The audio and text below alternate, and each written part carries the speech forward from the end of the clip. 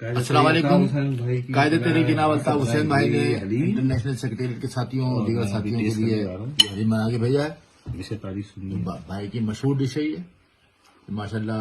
मोहब्बत से भाई ने बड़े मोहब्बत से, बहुत प्यार से, बहुत चाहतों के साथ ये हलीम बनाया है और यहाँ भेजा है हम लोग जो है वो।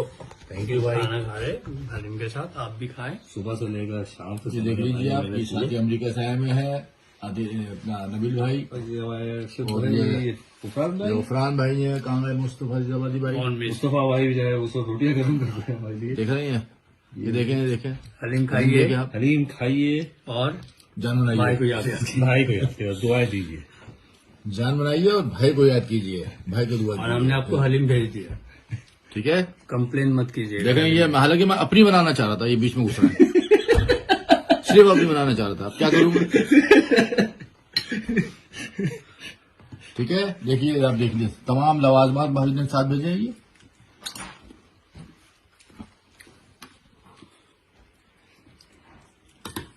ओके, अल्लाह हाफिज। भाई की तरफ से बेहतरीन भाई की रिवायती डिश हलीम अपने प्यारे साथियों के लिए, जो अता भाई ने आज दिन भर अकेले मेहनत करके अपने साथियों के लिए खुद अपने हाथ से दिन भर मेहनत करके ये हलीम बनाई है, जो अभी हम लेकर आए हैं। और ये जनाब अली ये हम बोलते हैं भाईजान, जिसको हलीम खाना है जल्द से जल्द आ जाए।